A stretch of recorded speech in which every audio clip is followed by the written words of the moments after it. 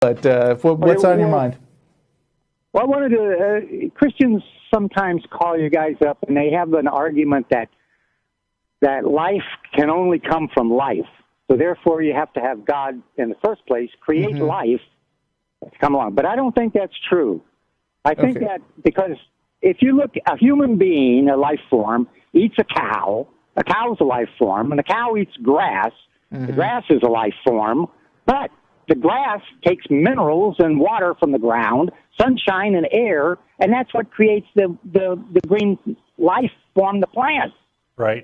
So essentially, as you come up the ladder, his life is not coming from another life. It's coming from these minerals and water and sunshine and air. Yeah, but a lot of theists would argue that is God. God is the life form that makes that all possible. Yeah, that's true. Yeah. Not that I buy that, but that's what I would expect to hear. Yeah, but still, though, sorry about that. But still, the whole thing basically comes from plants growing in the ground. It gives everything else its life. Yeah, and it all ultimately derives from the energy from the sun, right? Which you know, we can explain through nuclear reactions and these sorts of things. So, and gravity pulling all the mass together. Right. So there's nothing supernatural here. Yeah, life doesn't. I mean, life generally doesn't originate at a certain point in the conception cycle. You know, the more interesting philosophical question to a lot of people is, at what point is it, you know, a person to which we grant rights? Right, and this idea is not that clearly defined. Yeah, and there's no real basis for this notion of a moment of conception. Right, like there isn't such a thing. Yeah, I mean, you know, you can go far enough back. At what point? There's certainly no groups that I'm aware of that say you can't destroy a load of sperm. Even though the sperm is totally alive. You know, it's a sin to masturbate. Right. It is. Yeah. Because every time you ejaculate, you should be having 6 billion babies or something like that. Because that makes tons of sense. Right. Well, that really is the edict of the Catholic Church, that every single egg that a woman produces is intended to be a human, and you're supposed to do everything in your power to bring that about. Yep. Because we need to address the terrifying underpopulation problem that we have. That's right. Yeah. Oh, yeah. Another thing I wanted to say was that this idea of religion itself. I don't think that religion really cares whether there's a God or not. They just want money. So they use this concept of God to threaten people and scare you. If you don't send all your money to the preacher, you're going to hell in a handbasket. I don't think that you can say that for all religious people. And I do want to just give context here. The call screen says you are a theist, but you haven't mentioned that yet. So I'm just bringing that up. That's what I'm saying. Right. Religion has nothing to do with God. I disagree. They don't care if there's a God or not. I disagree. I think I see where you're going with it. There is a mandate, whether spoken or tacit, among religions to perpetuate the religion. Sure, but that is in addition to the context of the religion. And there are some, like, cults that talk up the almost divinity of an individual living person. Like, you know, arguably you've got someone like Kim Jong-un who you know, is considered sort of godly, or at least, you know, extremely good at everything. Yeah. But I mean, a lot of religions definitely have the central tenet of worshiping a god, and I don't think that it is up to us to say that that they don't actually believe that when we have so much evidence to the contrary. Well, there's a lot of intertwined ideas, and I think, you know, perpetuating the religion is certainly part of it, and the God belief is part of it, and the sacredness of this or that is part of it, and it's all very intertwined. Well, what do you think of the idea if a person says, okay, he's a theist, he believes there's God, but he doesn't believe the idea of religion. I think that is, to me, that's a lot like splitting hairs. I mean, I've had a lot of other theists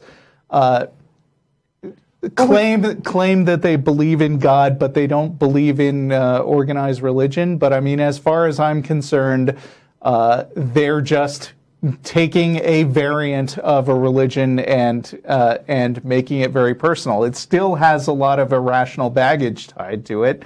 It just happens not to be a popular variety I don't know. of baggage. We hear a lot of I'm spiritual but not religious, and sure, there's that. I think our general response is, what do you believe and why, and why should we believe it? Those sorts of questions are always relevant, right? Yeah. Yep. Yeah, I mean, like there's one thing a person can have about their life, which is that they very strongly and sincerely believe in God.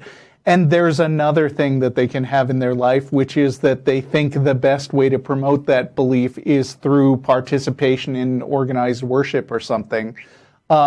We disagree with the God part right out of the gate. So, and we don't necessarily disagree with organized institutions doing what they want to do until the point where they start to, get a little power hungry or interfere with other people's lives who aren't part of the group. Well, that's exactly what they do. That's I know. the point. Yeah.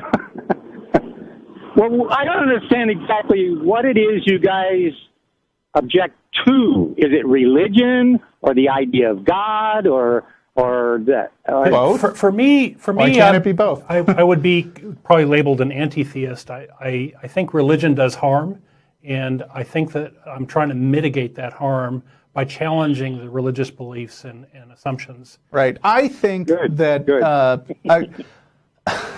I think that people should be skeptical of a lot more things than they are, and I think that believing in God is frequently a symptom of a certain kind of gullibility. No offense. Well, a little offense. No, but I mean... It's easy to lump a lot of baggage onto that. Once you believe in God, it's easy to get somebody to believe that, we're chosen, or our beliefs are chosen or special, and these other people need to be suppressed because their beliefs are bad, and it just goes downhill from there. So God belief is often the beginning of something bad. It doesn't always have to be, but it often is. I think that there are problems that are brought in when you believe something like, I think that there is an all-powerful creator of the universe who knows everything, and I'm sort of a little bit tapped into what he's thinking. Yeah, like Dan Patrick. Right. And that's where religions come from. But just a basic belief in God is sort of a gateway to that, I think. No. That's not where religion comes from. Religion comes from the idea of some guys looking at this saying, hey, I can make some money off of this thing. Now, you people come in here to my meeting and you give me all your money. Okay, so you're presuming to read the mind of everybody who gets involved in organized religion. I can tell you... Yeah, there are plenty of people that don't think that way. Yeah. I'm not saying that never happens. I'm just saying it's an awfully broad statement to say that religion has nothing to do with God. That doesn't compute for me. Yeah, I know. Because were you guys Christians before you became Not me. atheists? Actually, neither one of us were, although we do have other hosts on the show who have various, backgrounds. Yeah, backgrounds, yeah. Well, I think you really got, especially Christianity, because Christianity doesn't worship God. They worship Satan. Their God, Jesus, is the devil. That's why they're so evil. I mean, you're doing it again. You are. I mean, first of all, be careful with the gross generalization. We don't believe in either God or Satan. So to me, like saying they worship one guy or the other, I mean, it's like saying, do they worship Harry Potter or Darth Vader? Like, neither one of those is real, and I think the problem fundamentally is believing stuff that isn't real. Well, that's what I'm saying. See, they worship this evil thing. There is evil, right? Yeah, I mean... Well, if you look at the behavior of the God in the Bible, he's a pretty awful character. Right. He's a wanton murderer. Tell us about the God that you believe in. Do you think he's described in the Bible or not? Yeah. You do? Jehovah. Okay. Jehovah. So we've got problems with that God. And it's got nothing to do with the organizations around him.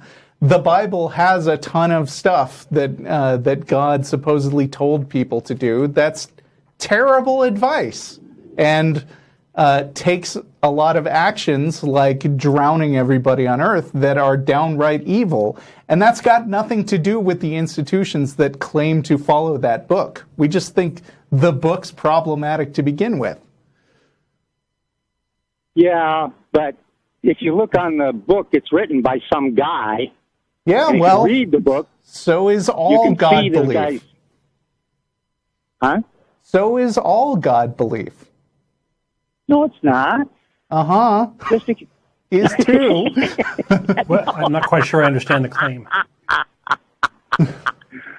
No, I don't think so, because religion is all basically a cult, just to get money out of people, to get followers, and to have control over the people. You already said that, and I disagreed with it. I mean, you don't agree with that?